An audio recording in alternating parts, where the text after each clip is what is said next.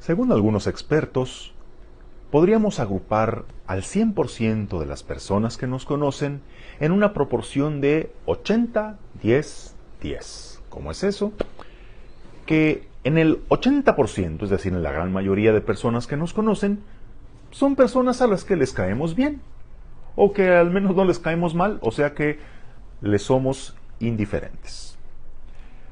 En el otro 10%, ahí entrarían los que son declaradamente enemigos, a los que abiertamente les caemos como patada de mula. Y en el 10% restante, ahí meteríamos a los que no solamente les caemos bien, sino que nos quieren, nos valoran. Para ellos somos personas importantes, son a quienes llamaríamos los incondicionales. Esto en condiciones normales, claro, hay personas tan especiales que en el 80% tienen a sus enemigos, pero bueno, en condiciones normales así es. ¿Qué tanto se guarda esta proporción, por ejemplo, en Jesús? Pues parece que sí se cumple esta proporción, ya que podemos hablar de sus enemigos. Estos serían solo un 10% de quienes lo conocían. Sus enemigos eran esa pequeña secta de los fariseos, eran las personas cultas de aquel tiempo como los escribas, los maestros de la ley, la gente rica, acomodada, que se sentía incómoda con la predicación y el estilo de vida de Jesús. Fueron los que estaban espiándolo a ver en qué caía y que terminaron tramando su muerte. En el otro 10%, podemos meter a los pocos que eran los realmente cercanos e incondicionales a Jesús. Por supuesto, su madre María, los 12 apóstoles, algunos otros considerados amigos como Lázaro, Marta, María y otras mujeres y hombres que lo seguían como discípulos. Y en el 80% podemos ver las muchedumbres, la cantidad de personas que lo seguía. Acabamos de ver un pasaje en donde se contaban solamente los hombres, más de 5,000 personas, que eran los que iban tras de Jesús para escucharlo y sobre todo porque tenía la fama de hacer curaciones y milagros, pues iban detrás de él para obtener un favor. Gente que obviamente simpatizaba con Jesús, pero pues así como llegaban y se emocionaban, al rato se iban. Y bueno, dentro de estas tres proporciones o grupos, ¿tú en cuál estás? O al menos presumes estar o quisieras estar. Pues ya sé que todos quisiéramos contarnos en ese 10% de los amigos. Nadie quisiera estar en el 10% de los enemigos, ¿verdad? Pero fíjate que ese 10% que podríamos en términos actuales denominar como los lugares VIP, pues no cualquiera puede entrar. Pues ya sabemos, esos lugares VIP son reservados, son exclusivos. En inglés, estas siglas VIP significan Very Important People, o sea, lugares reservados para gente muy importante. Y aquí no es que haya personas de primera y personas de segunda, simplemente hay que reunir un perfil para poder entrar en ese 10%. ¿Cuáles son las características que te distinguirían entre ese 10% y el 80%? Puede haber quienes de ese 10% de los amigos de repente se pasen al 10% de los enemigos. Por ejemplo, Judas Iscariote. Pero digamos que de por sí, si simpatizas con Jesús, eres del 80%, pero ¿qué sería lo que te haría pasar al grupo del 10%? ¿Diferencias entre la multitud y los discípulos? Pues mira, diferencias esenciales. La multitud, como hoy lo señala Jesús, siguen al Señor porque les da de comer hasta saciarse, como la multiplicación de los panes, porque les satisface la necesidad de un día.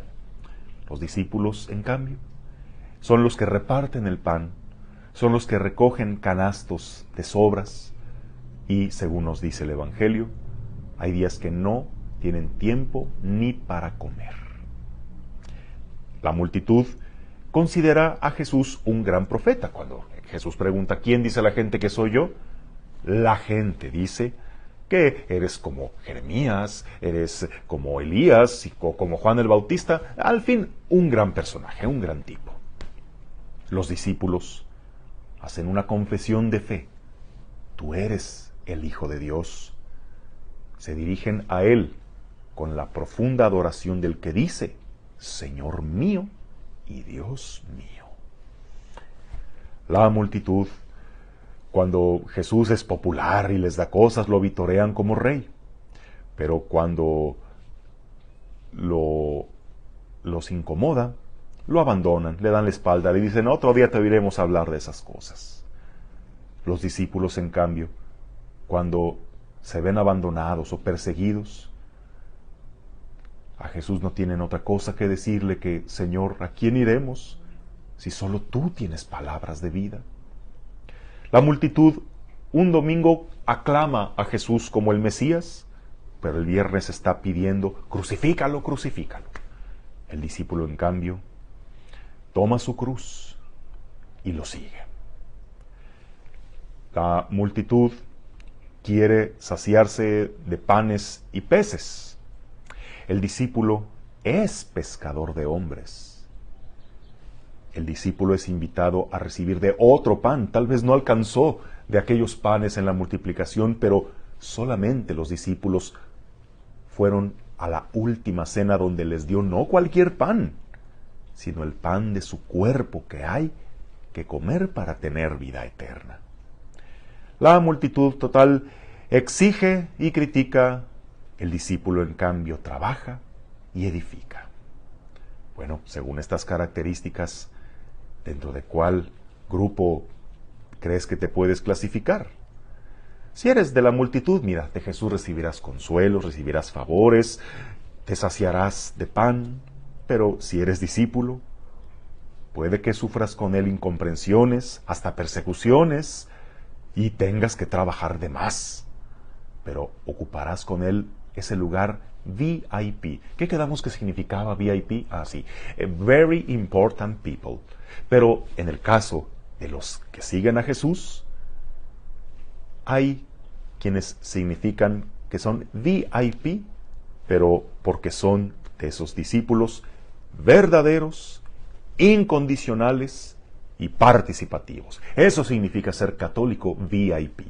Aunque bueno, en realidad podríamos decir que todos son VIP, solo que la gran mayoría, o sea, los de los 80, son VIP porque significa que son volubles, inconstantes y pasivos. Así que de antemano has de saber que tú eres católico VIP. Pero ¿de cuáles?